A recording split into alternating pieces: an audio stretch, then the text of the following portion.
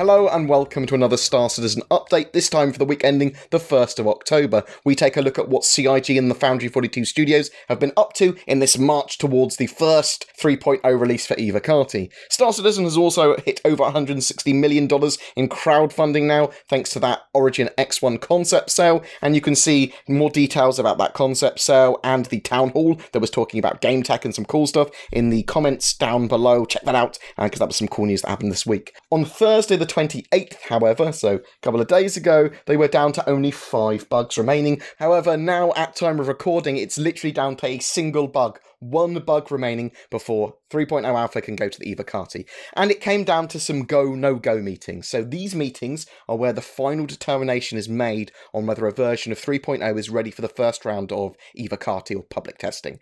So in each of these, they had to make a call. Were the newly discovered bugs on the new builds that they had critical enough to prevent them from releasing the 3.0 build to Eva Carti? While the point of Eva Carti is to test an incomplete build, the issues that prevented the release were disruptive enough to make basic testing quite annoying. So they want those Eva Carti builds for the actual players to be able to test a lot of stuff in the verse, not for it to be crashing every 2 minutes or something. So they are very close to pushing the Eva Carti, and they should be potential release candidates done daily. The main issues seem to have come down to persistent cache and server instability. So getting that last bug fixed and stable enough for testing should be the last hurdle before we see that first 3.0 build. During the week, they fixed a slew of other issues, including ones with loadout items not appearing properly in the personal manager app. Loading into the Stanton system resulted in poor performance even when there were no players present. After a server restart, players would lose all their items. Corrupted persistent data could cause the server to crash when ships were spawned. Remote clients would jitter and stutter when walking around, and multiple errors when players modified their loadouts occurred as well. All that's now been fixed, which is great. Obviously big blockers and potential issues there. It's one of the reasons they want the Eva Carti build to be relatively clean, is that they don't want the gameplay to be blocked, and they want the Eva Carti to actually be able to test a load of the game systems. In a bit more detail during the ATV burn down, they talked about some of the issues they worked on. There was a bug where everything moves kind of in slow-mo, and this was because they use an algorithm to account for latency when you're communicating with the server, and there was an issue where this just wasn't working correctly. It wasn't taking the full algorithm or all of the data into account, and there was a huge offset, and this caused the player to move really slowly. They've also been fixing one of the big Gamescom bugs that basically caused the Gamescom presentation to have to restart. This is where basically the guy disconnected, he crashed, and his seat wasn't sitter-inable. That was no longer accessible as a seat. So now, when disconnecting, seats will become available to other players, and they'll be able to get back in them. The stations near Crusader had some quantum travel issues, where ships would be a large distance away from points of interest after quantum travelling to them.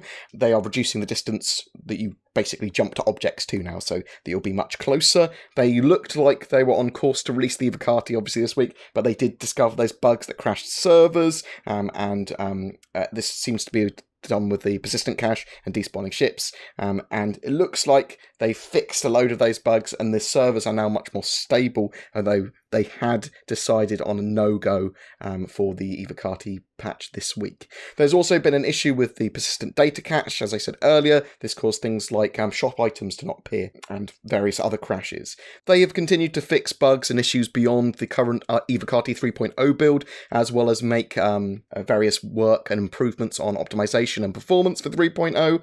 Another system that they've been working on is the object container functionality. This is something that's going to continue to get work on beyond 3.0, 3.1 and 3.2, and then be optimized after that, after it's fully implemented. They're trying to get some better cohesion between engineering and art, and between all the departments, especially when it comes to that system. There is some inefficiency there as well. Previously, not everyone knows what content and assets are available. This is now being delegated more efficiently and more correctly, so everyone has a bigger picture of what's going on. And object container streaming in the future, 3.0 and beyond, should give us some major performance gains and is a major core system for getting Star Citizen the way it wants, with seamlessness, huge amounts of players on servers, huge battles between capital ships and fleet battles. This week's sneak peek was a look at an explorer suit in Grimhex. So Grimhex was once an affordable housing exchange frequented by miners and haulers before slowly transforming into a market for drugs and petty crime. Today, squatters and outlaws, and those with little love for Imperator Constagan, occupy the ageing station as it falls further into disrepair. There is an interesting thing about this picture actually as well. It's called Grimhex Ruto 1, which goes with my theory that the NPC Ruto, the other mission giver, is possibly a hologram and frequents the new electrical store that's going to be appearing in Grimhex in 3.0. There was a town hall as well focusing on game features and tech, and that was superb for information. There's the X1 concept cell and some leaks from CitizenCon and Intel with their Optane drives, and some ship updates too this week, which I have breakdown videos for as well, links below, so check those out as there's some quite important news there. Every month we give away a ship. For October it's an X1 Force, the new open canopy bike. It's topical, woo! All you need to do is be subscribed to my YouTube channel and comment on any of my Star Citizen videos during a particular month. Any questions about the news, about Alpha 3.0, about Star Citizen's development in general, or the Ivocati, I suppose. A special thank you to my Patreons who allow me to create the amount of content I do. If you're interested in becoming one of them, then please find the link to Patreon below, as well as everything else we've talked about. Please don't forget to like and subscribe, and I will see you in the verse.